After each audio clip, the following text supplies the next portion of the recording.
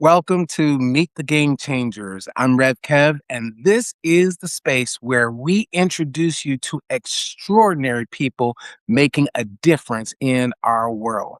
These are the voices and stories that inspire us to dream bigger, to act bolder, and to make lasting change. So let's get started with today's extraordinary guest. This is Meet the Game Changers with Rev Kev, where we dive into the stories of people transforming our world one bold move at a time. A student makes a mistake in class, maybe they act out, they get into a fight, or they just have a bad day. And instead of guidance, they're suspended.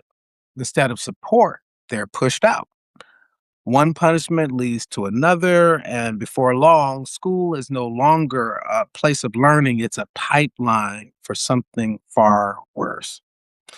Today's guest is Dr. Robert Spicer, a national leader in restorative justice and the CEO of Restorative Strategies, LLC. For over 25 years, he's trained educators, students, and parents to shift from punishment to real accountability and healing. He has spoken at the White House during the Obama administration, redefined school discipline policies nationwide, and continues to break cycles of harm one conversation at a time. And today, we're diving into aspirational justice and education as the end of the pipeline to prison. Let's welcome my brother, my Morehouse brother, The Dr. house. Spicer, to the show. Hey, Rob. How are you? How are you, Rev Kev? Man. Thank you for having me on this incredible platform, and thank you for just being a good brother and good friend for over 30 years. Ha ha. God, Hiding, oh, hiding the platinum underneath. kid, Morehouse. right here. Oh man, it has been decades since Yes, we got on this path as yes, student at Morehouse College, our great alma mater. yes, And we both were inspired to choose that historically Black college and university um, for our higher education. Why did you choose Morehouse? What made you come to Morehouse? Because this is where it started for us.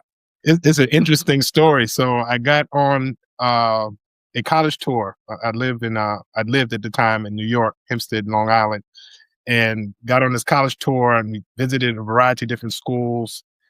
I liked them. It was cool. It was good to see our people, in education. I was a part of civic organization in Hempstead Mhm. called National Association for the Advancement of Colored People, NAACP. So I was a youth council member. I was state leader. So I was always around our people and Mhm. doing a lot of things with African Americans in support of civic engagement. And so going down to the school, I was like, yeah, this is where I want to go. And so we get to Morehouse, and unfortunately, we got there too late for us to get a tour. But there was a football game going on, so we were able to go and see The team the lose. team, the Maroon Tigers play their game. But they lost. I know. What was beautiful, was I was in the band in New York, so I saw the battle of the bands. It blew me away. I've never seen nothing like that before in my life.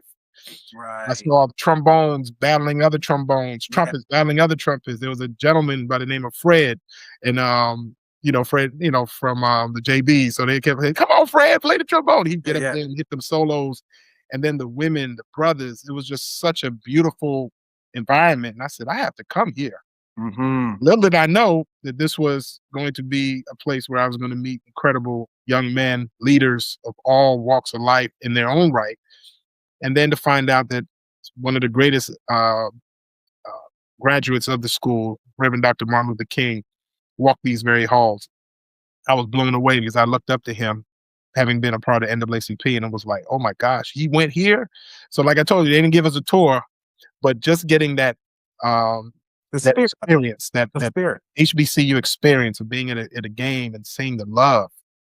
I said I had to come, Yeah. and yeah, the rest is history. Yeah, man. And I want you to know that you have definitely taken his mantle on, and you represent the Morehouse spirit incredibly out in the world. And it was great that we got to connect on Yes. campus and do some good. You want to talk a little bit about that? Well, that experience was amazing because um, you were dating a friend of mine at the time who I grew up with in Hempstead, and she was just like, "You got to meet my boyfriend." I was like, "All right, cool." And I'll never forget, we were at, I think it was at Clark. We were sitting in one of their common areas, and it was you, me, and Her. attorney. Well, now he's attorney, super attorney Burby Powers. We Yes, spoke yes, for like 3 hours. We yes, yes, just yes. talking about so many different things. And I was like, yeah. And I told her, I was like, yeah, this guy, yeah, he's a cool guy. And then we didn't see each other again until you and I bumped into each other at the bursar office right there at the statue of Dr. Martin Luther King. And you said, hey, I hear you, it was like, good to see you. It was good to see you. It was like, hey, I hear you looking to be an educator. I got a school in Chicago that's looking for black men. Would you be interested? And I said, yeah. And the rest is history at that point because And that call from Prenicia Pugh, God rest her soul, and I moved to Chicago and started my life. you've been a game changer from that time as a student at Morehouse College, just packing up your life straight out of Morehouse with a fresh degree and caring about this issue from that day to this day and what you've done with it.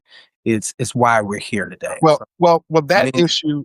issue that you brought up in the preamble in your talk, Yeah. specific to the zero tolerance, I was not really aware. I just knew that it was wrong as a school Mhm, teacher to push mhm, out third graders and to arrest them, right? Suspend them, expel them. These are little babies. mhm. And so this is what I was witness to. I didn't understand what was going on. I didn't understand the pipeline process that came later. But what I did know that pushing out young children into the streets, and I worked in Cabrini Green, which was Yes. a notorious area in Chicago at the time. It's not there anymore, but in the 90s when I came, it was known for violence. It was known for economic depression. But what was so incredible about that community, you knew it, right? Were the children and the parents and Yes. the love that they have for their children and the need for them to be able to get into the pipeline of education and then one day move into the middle class or even move into incredible wealth. It is possible and we know it is. And those parents had such um, trust in us as their teachers to get their children over into that space. And Yes. so being in that environment, working with Miss Prenicia Pugh and you and the Men of Truth, all those great men and young ladies that we put Yeah. together this organization to Shout out to all of you folks from Truth. all of them. Philip. Miss Cright, Mhm. everybody, Miss Rule, Mr. Price, Yeah. just everyone that just put their hand to the plow, believed in your vision. My mom, Janice Ross, was Yes, yes. Give Miss Ross, hey Miss Ross. mhm. Um, put their hand to the plow and believed in your vision, believed in our vision for those young people. And then we began to work very diligently to give them other things, which Yeah. were the weekends, the Spirit Week, the weekends that or the week at Morehouse College. Yeah. I was the first time, Yeah. never got on an airplane, and Yeah. we were able to get them that opportunity to fly on an airplane, learn about aeronautics, and get into an Spend the weekend environment on the campus at Morehouse College with in a whole mentors. week. We were intentional about building on Dr. Jawanza Kunjufu's work that looked at his book Conspiracy to Destroy Black Boys, where he was talking about how if we were not intervening with kids, particularly those that were in inner cities, um, if we weren't intervening with them at the third, fourth, fifth, sixth levels, they were numbering the beds in prisons Yes. for them based on their success or failure rate. And so let's back up a little bit and talk about how you have developed a method out of this great background of yours, coming from Morehouse, coming from your activist work and developing your own approach. Let's talk about aspirational justice and how does it challenge the way we think about discipline and accountability today with students, and how is it game changing? Well, we got to back up even further to the philosophy that aspirational justice came out of and was inspired by, and that's restorative justice. which a Yes. quick definition of that is justice that heals. Uh, this is a philosophy that grew out of the need to deal with the myriad of issues that were going on between schools and the criminal justice system as we were seeing the entrenchment of the school to prison pipeline in our schools, in our public schools. Little did I know, Rev Kev, it was all over the nation. But at the time, we were only focusing in on Chicago. And so I did my teaching stint. And then from there, I moved out of teaching and moved into community organizing with a group called the Community Justice Youth Institute, headed by two very dear friends of mine, Cheryl Graves and Ora Shue. Ora Shue passed away, and Cheryl's dealing with some health issues. But those two women are the godmothers of restorative justice here in Chicago. And they took me in, taught me everything I knew. I got trained in the work of restorative justice.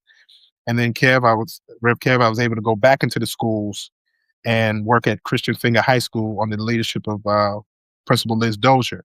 And then from there, we developed these processes that focused in on culture and climate in schools. And we began to see great shifts and changes in children's behavior because we cared about them. We showed them we cared about them, and we actually put in practices and processes that actually meted their needs.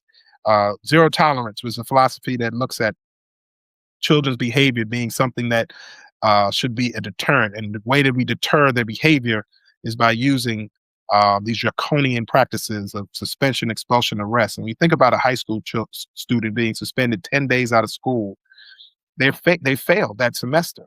They've lost their way. And they eventually end up getting caught up in the criminal justice system because they're children, young people, and they make mistakes. And so the criminal justice system became a holding space. And as statistics show, a child that's touched by the juvenile justice system has a 1 in 3 chance of then moving into the Department of Corrections. And so this was a nefarious and very racist process. The only children, or the children that were mostly targeted by zero tolerance, were those that were African American, Latina X, and this is by data that we acquired. Those that were in the LGBTQ plus space, and those that had 504 plans or IEPs. So these were the students who were the most susceptible to being pushed out of school. And so, with the help of the team at Christian Finger High School, with the help of the community that backed me up, the Community Justice for Youth Institute and others, we were able to institute a culture and climate that was suitable for the young people to be successful and to move forward. And And and then and I got laid off. well, but before you got laid off, the nation and the world got to see your work on CNN, with your principal and how you were impacting lives. And what I want to commend you for is that you were doing it in some of the toughest schools in the city of Chicago on the South Side. This is not far from where I grew up. So I know the neighborhood, I know the school. And, Yes. and I knew. So when I'm sitting at home, like randomly watching CNN for the day, and I'm, maybe having some snack, and I see you pop up on the screen, you know, at Fenger High School, and you all are doing circle practices with students and having them to do check-ins and really become mindful and bringing mindfulness practices and finding new ways to hold people accountable and sharing this method as they were sharing about you as a CNN hero. That was really cool about what you all were up to. It was so moving and inspiring to me that I just had to find a way to tell more and help more people to learn not only what you're doing, but why it's so important. And then this whole business of, and I want you to talk a little bit more about, when we talk about structural racism, Yeah. the pipeline to prison, when you have in the United States of America prisons that are for profit, Yes. it really shows why mass incarceration Hmm. Money. is Capitalism. essential. Yes. Yeah, say more about that. Yes. When we found out the racist and nefarious practices targeting our children, we had to do something about it. And nobody wants to be on the side of that I'm racist, right? Be called a racist. Nobody want to be side, but the data was clear that you were targeting African Americans, you were targeting Latinx, you were targeting Black and Brown children, Rev Kev, children, young Yeah. people whose brains weren't even developed yet. You were arresting their development before they even had a chance at life, you Yeah. know. And we know what was said by our dear brother K. Dot. The game was rigged against these children, Hmm. rigged against them. Hmm. It brings me almost to tears when I think about those meetings and hearing how they talked about our children. And we as a community, as voters, as civically minded people, said this needs to be torn down. This needs to be dismantled. Yes. And the way that we focused on dismantling it was using restorative justice practices, using peace circles, which incorporated indigenous practices of bringing whole groups together to talk, to commune, to build relationships, to get acquainted, and finally to build a plan toward community building.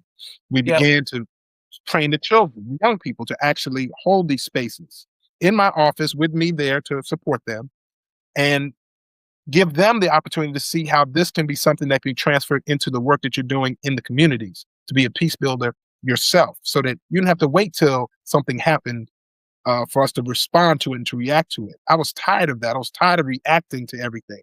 I said, why don't we be proactive and build these practices so that we can tell the police that we don't need you for this particular situation. Our Right. children and our adults can handle this. They can, Yeah. it can be, this can be mitigated. This can be taken care of. And then we started training police on these tactics, and they in turn were bringing these practices into their work. Whether they were sitting in circle or whether they were actually using some of the actual work verbiage that we were teaching them. We saw this as a holistic approach, RevCab. We weren't just looking at just the community. We knew that the business leaders needed to know about this. We knew that the politicians needed to know about this. We knew that the pastors needed to know about this, and we just saturated the community. And I'm grateful and thankful for the media. Oh my goodness, That was helped. able to put the message out, get the word out that Christian Finger High School has shifted and changed their approach.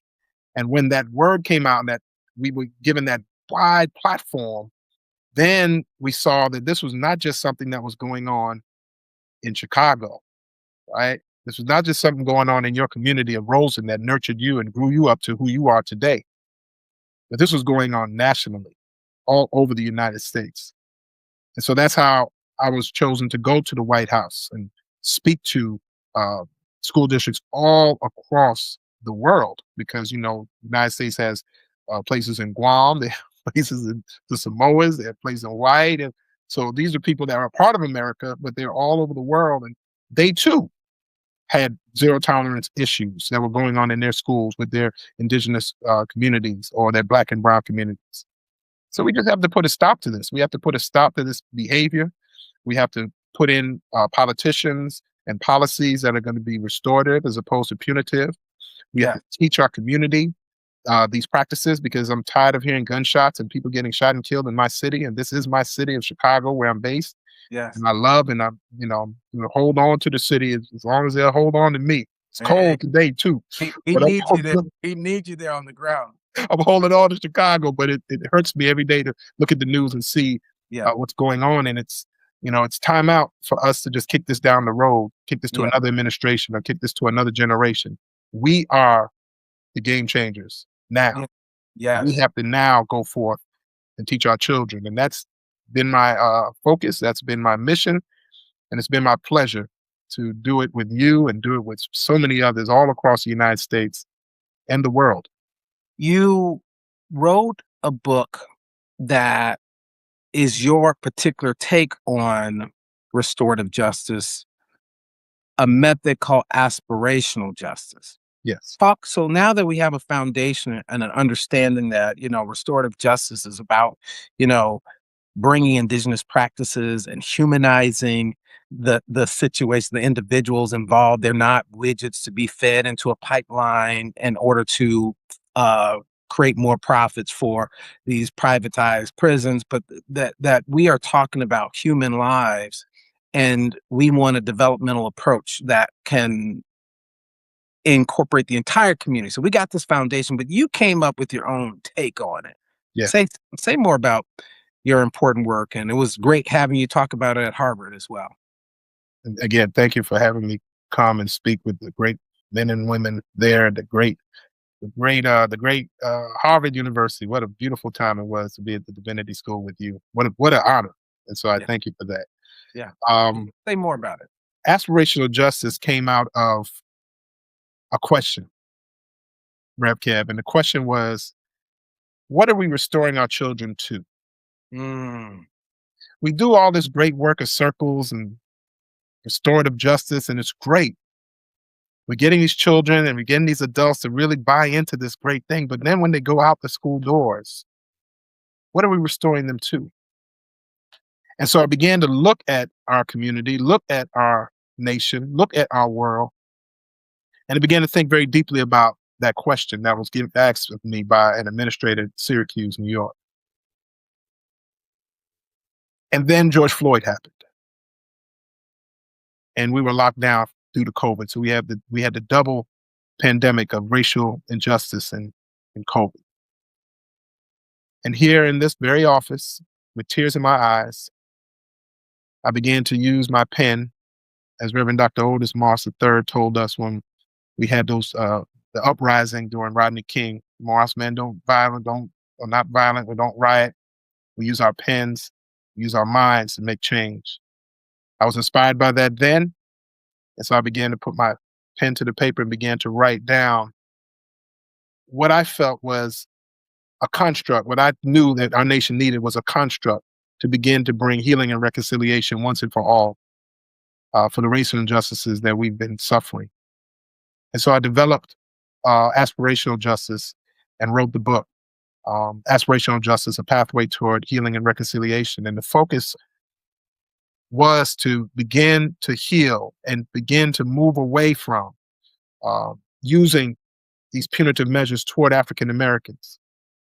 And I would dare say toward other groups as well, because it's a construct. So there's no color to the construct, yes. but it's a bigger construct that looks at truth telling, the symbolic, the institutional, and the tangible. Hmm. And these four aspects are all geared toward bringing about healing and reconciliation and racial atonement once and for all. Why do I think that it's important for us to do that? Because our nation is so divided. We watched the Super Bowl. We watched the event. We watched all the things that are going on. We watched the second inauguration of Donald Trump. We're seeing all of these things, and we're wondering what is going to happen to our nation. What is going to happen to our world? And I feel that the root cause goes all the way back to I mean America's birth defect, and that's slavery. Yes.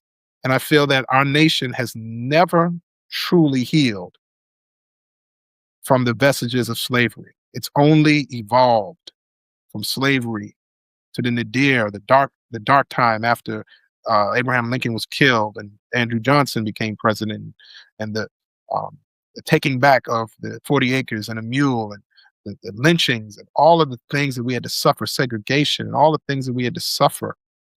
And then the civil rights movement came Right. about to begin to move our nation away. We had great heroes, one of them being Reverend Dr. Martin Luther King, but there were many heroes, Mhm. many game changers that popped up and began to make change for our nation that you and I could live in. But we still have a lot of work to do. And I feel that aspirational justice, as an outgrowth from restorative justice, it's like gumbo. It takes many different pieces from sociology, from politics, from history, from religion. It takes so many different things. It's like jazz, right? It's like Mhm. hip hop out of jazz. It's like, but the root comes from restorative justice, and the root comes from atonement. So let's talk a little bit about atonement, because this is a pretty radical concept for some, but it seems like a sensible next step for people who look like you and me.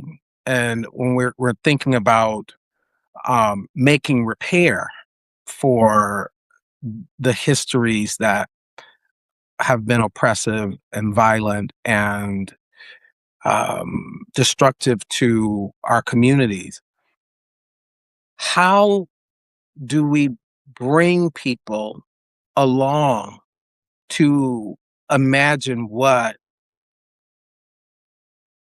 a reparative racial reckoning and healing in the United States of America can look like in the context of Trumpomania, like happening right now. So Yes. Yes. how do you bring us that vision for repair? Well, it has to come from all walks of life, and people have to see a vested interest in terms of themselves that this is the right thing that America needs to do. I've lived a long time, 50 plus years, and I've seen so much in these 50 years. And the one thing that I have incredible hope in is in the American people. All right, so let's look at that for a minute, Rob, because the American people, one way or the other, delivered us this current administration. The American people, um, for some reason or other, has now moved to abolish diversity, equity, inclusion programs Yep. across the country, which we thought was a step toward um, restorative justice and a step toward repair. Companies like Target, and Walmart, you know, deciding to renege on their promises. So, how can you have such faith? How do you hang your hat on that comment about I have faith in the American people? Tell us, because I'm hearing some of the critics go, "Come on, this is Pollyannish. This is Yeah, aspirational." How, you know what I'm saying? absolutely. And the reason why is because I'm a student of history. I was taught by some great professors at Morehouse College, Hmm. and I've read many books, and I've seen the arc of the moral universe is long, but it bends toward justice. And we as a people, the American people, have the capacity to do great things. But in order for us to get those great things to happen, we're going to need political will. We're going to need organizing. We're going to need education.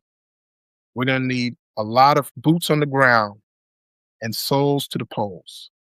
So, aspirational justice is the construct that gives people an idea of what policies should be put in place and what policies should just die a natural death. So As let's a professor at Loyola University, I have the opportunity to teach the next generation of teachers. And one of the parts, one of the areas that they have to learn is aspirational justice. And the reason why is because institutions like Loyola University believe in anti-racism, believe that individuals who are going to be before our students and before in our community should have this knowledge and information because we live in a diverse society. Yes, we have Trumpomania. Yes, we have MAGA, but that doesn't stop the work that's still going on. That doesn't stop yeah. you from doing what you're doing on your podcast or me doing what I'm doing in restorative justice. It just makes it a little more difficult because people mindset has shifted to a more center right, a more conservative approach. And there's a lot of fear out here because we don't know. There's a lot of ignorance out here because we don't know. And the certain powers want that to happen. But as long as I All have right. breath in my body, as long as you're doing this podcast, the knowledge and information is going to get out here. And we just have to keep sharing it, writing about it, speaking about it. And more importantly, we got to keep loving each other, ensuring that love conquers hate. So to get us there, you mentioned there are certain types of policies that need to die a natural death and Yes. certain kinds of policies that need to be created. Can you give us specific examples of the kind of policies that need to die a natural death and the kind of policies that, would be considered aspirational? So, one of the main policies that just need to go away is zero tolerance. Mm, It needs to die. And the only way that it can die a natural death is by policies like policies here in Illinois, like SB 100, that focus solely on holding school districts accountable by their data on how they are addressing students' behavior. And Dr. King talked about it. He said, good legislation, I'm paraphrasing. We can't make people do good, but good legislation can ensure and force that they do the right thing. And so that's why we have to make sure that we are having these conversations with our political leaders, that we are supporting um, good policies. A policy that needs to be brought aspirationally is the policy of reparations. I think it's HR 40, I believe, that's being put back on the table. Now, I don't think it has a chance of getting out of committee, but Sheila Jackson Lee, God Yeah. rest her soul, um, reached out to some of the uh, group called the what do they call the quad or the a squad. I'm sorry, Mhm, one of the congresswomen mhm, that's mhm, part of the mhm. squad, and she is taking it on as her work to bring finally a working group to really look at and analyze and figure out what policies need to be put forth on the national level that would help to repair, not just a check, right? This is a comprehensive focus Yeah. looking at what things need to happen and what things need to occur in the African American community that have a continuing connection to the vestiges of slavery, Jim Crow, and a variety of different practices, the school to prison pipeline, mass incarceration. And so that's a policy that we want to ensure comes about, but not at the expense of poor whites or Latinos or any other group, because most of those groups benefited from the civil rights movement. A lot of people don't talk about Yes. that, but Yeah. Asians, Yes. I saw a podcast where two Asians would talk about how the reason why they're there and the 2 million plus Asians are there is because of the civil rights movement, because of the policies that Lyndon Baines Johnson put in place with the Civil Rights Act and the Voting Rights Act. So aspirational justice is about continuing the conversation that started when we showed up here in 1619. Mhm. The conversation of how do we ensure that this nation is truly a nation that doesn't judge us by the color of our skin, but by the content of our character. That this is a nation that focuses solely on individuals being able to create opportunities that will make the world a better place. And more importantly, how we can create spaces where young people can grow and can aspire to be the best that they can be. That's what I have hope in. And without that hope, I would probably not be on your podcast. I'd be somewhere doing other things. But I stay in this fight because I believe so. And the reason why I believe is because of those people in Roseland, Kevin. Mhm. Seeing those Yes. parents talking Yes. to those young people, Yeah. looking in their eyes and seeing, and they had the same eyes that those parents in Cabrini had. Yeah. Same look in their eyes, determination that we got to get this right, and we Yeah. can't do this alone. And so, aspirational justice is really about continuing the conversation, in spite of the fact that we move center right. So Mhm. what? Mhm. So what? We still have an opportunity to do some great things. And I Um, totally agree with you on that. Part of the work that I'm continuing through film, working on yes, film that's going to explore, some creative ways that descendants of the enslaved and descendants of slave holders yeah. um, have come up to make repair. I ain't gonna give it all to you right now. Okay. I'm also on a committee at Harvard University that is responding to Harvard's report on Harvard and their legacy of slavery. And so we've established a Truth and Reconciliation Yes, Oratory Commission where these conversations, we're not letting them die. And, I didn't know that when I came out to Cambridge and went to Harvard that that's the first thing that they were gonna bring up. So it right. gave me a sense of, you know, hope as well. And yet, you know, the progress is slow because when we're Yes, talking about dismantling, even when institutions admit it, right? that's right. Something in the molecular structure of these institutions is inherently oriented toward protecting the worst of their histories. You want to say more about how we get at moving institutions uh, forward in reckoning within themselves, because I think that's a thing that I'm seeing a lot of, that there's this systems inherently go back, recoil, and protect themselves. They step out there and then they jump back, like we saw, George Floyd, that big moment where all of humanity kind of woke up and saw, hey, we need to do something. Yes. And then there's that moment where they the they look at the profit margin or the current political climate and recoil. How do we move institutions forward? I think that's just human nature.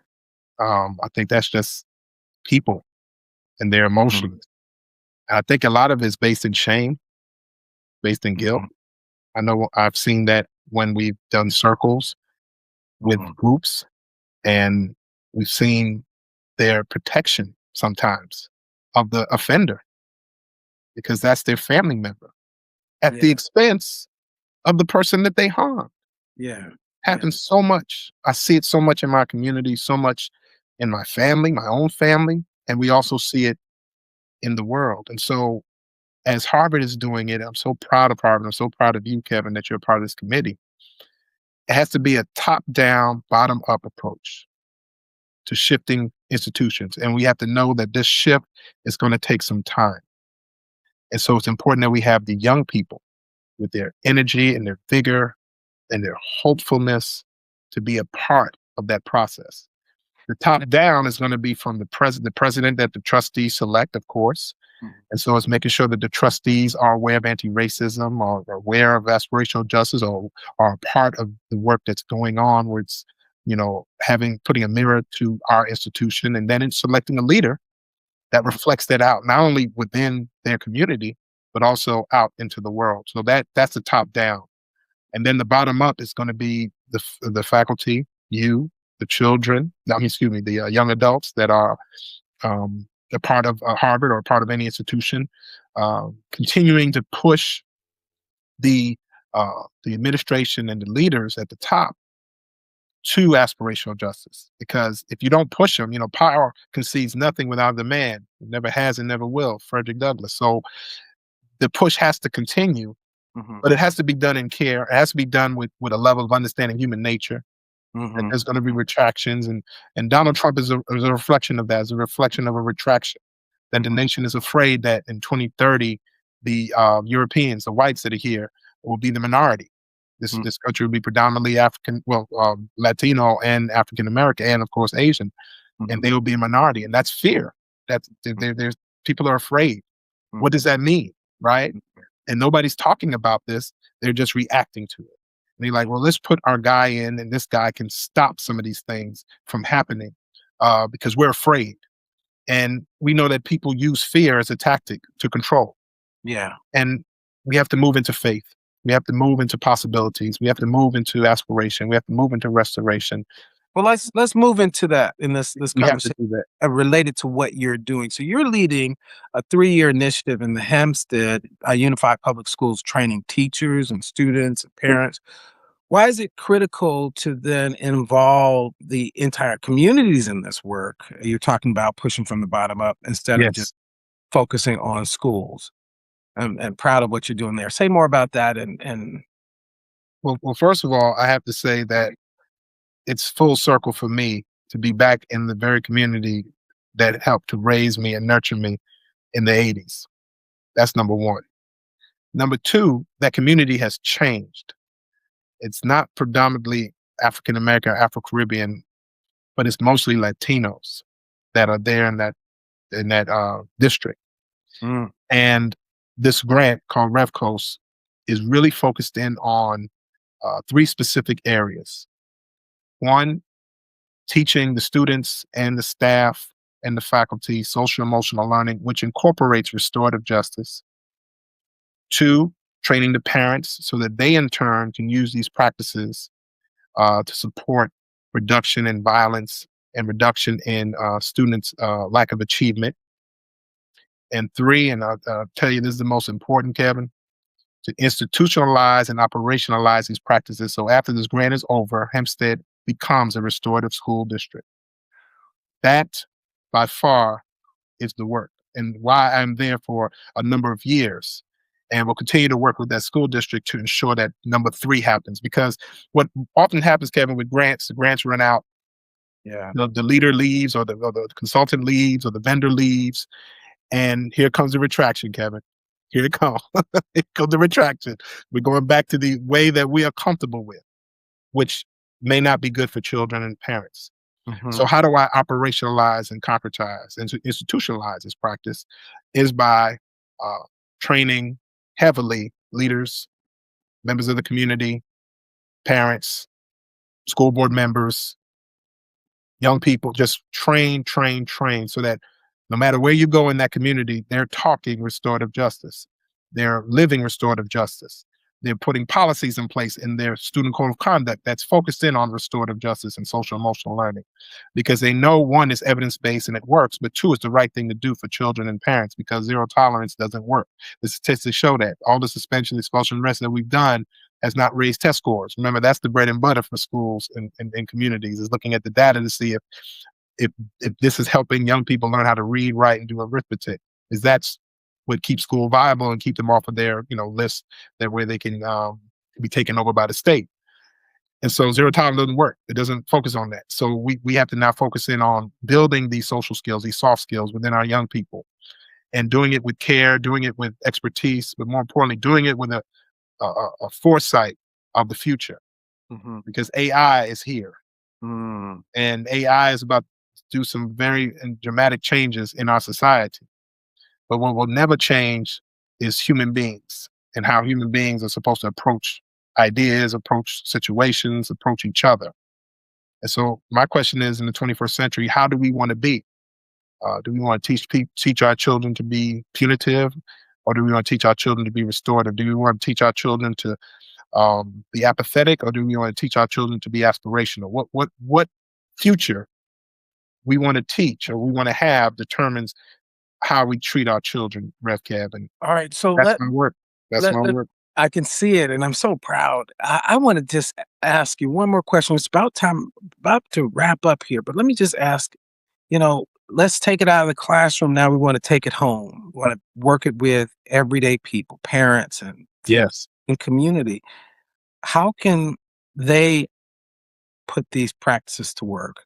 So let's pull it way down from this big theoretical, and talking about developmental versus punitive, like do we still spank? Do we Mm, what are we doing? good question. What are we doing at home? Good question. That is an excellent question. What are we doing at home? How can we take what we're learning in the classroom and bringing it into the bedroom, bringing it into the dining room, bringing it into the uh, the community? Yeah. And that part is going to definitely have support from the faith-based community as well. And so, using the faith-based communities to help teach this, preach this, but more importantly, model it is going to be crucial. But even more so, we're going to need for our adults and our parents to buy into it. And in order to make any type of change, you're going to need buy-in.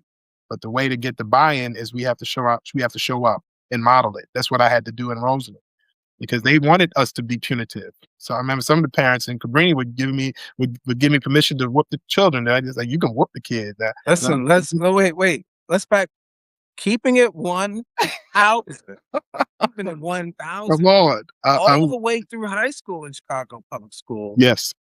Corporal punishment was still a thing. You know, Yes.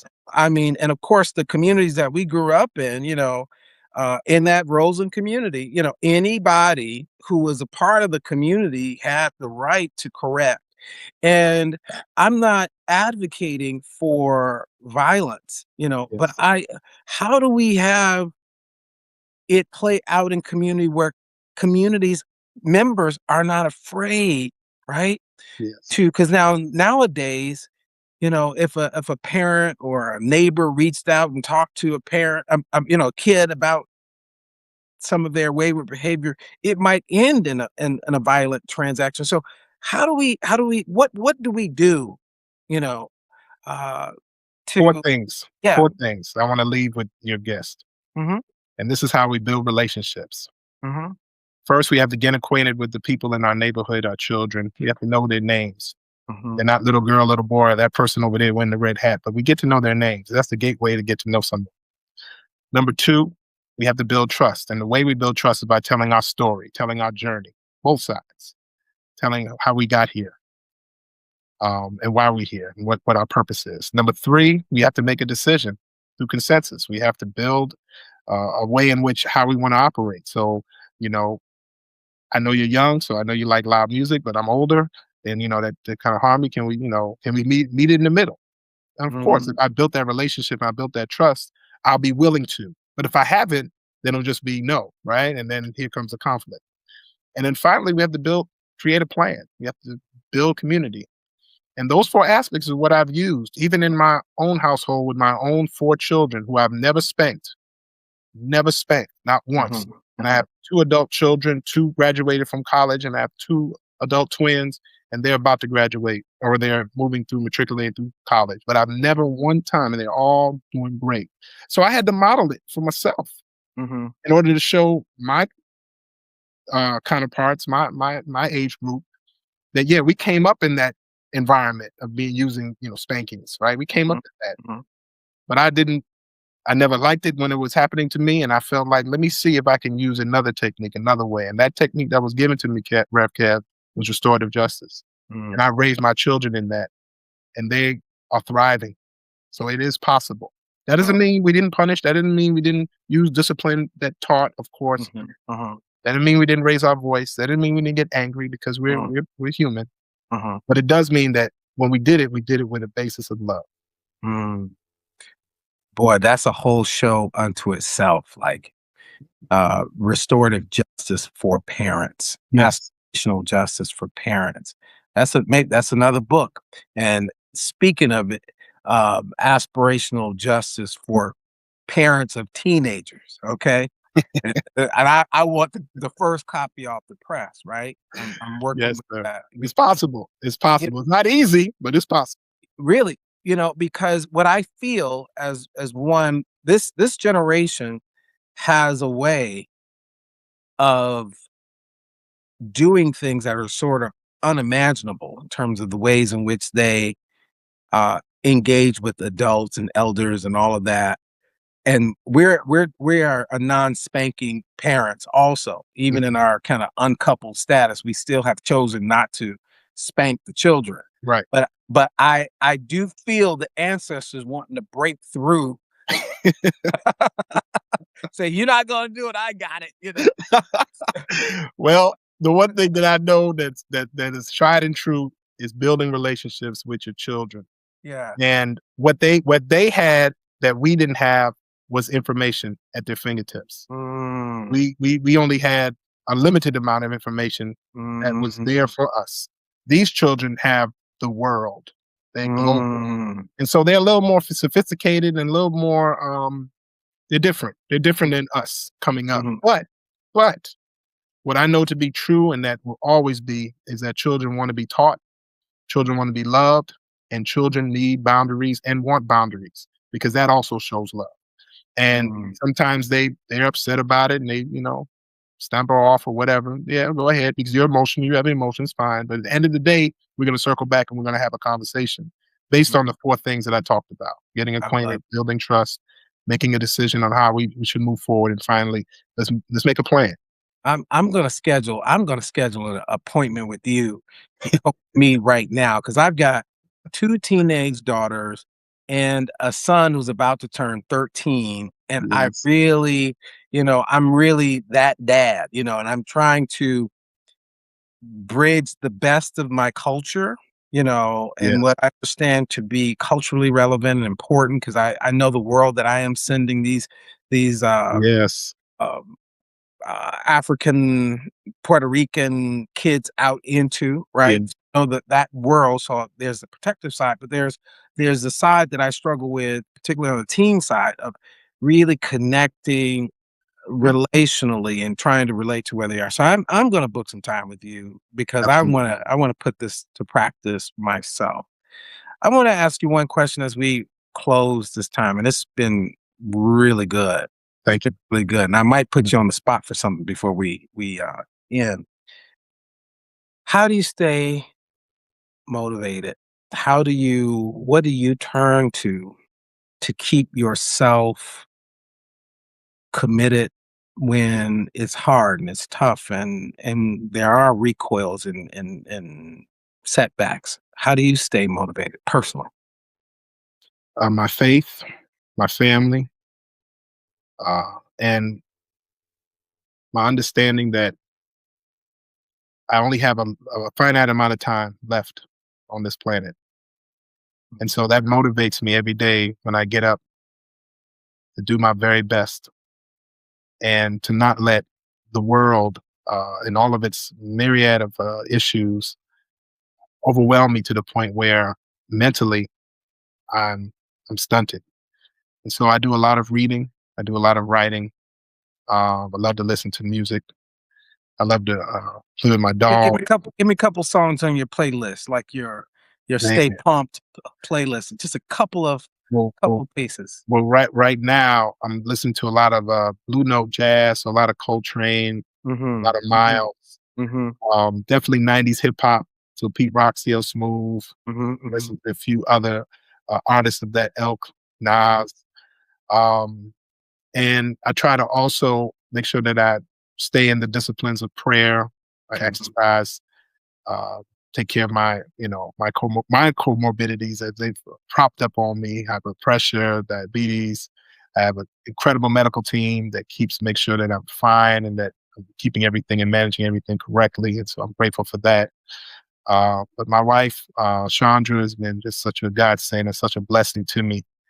And my children, have been such a blessing to me.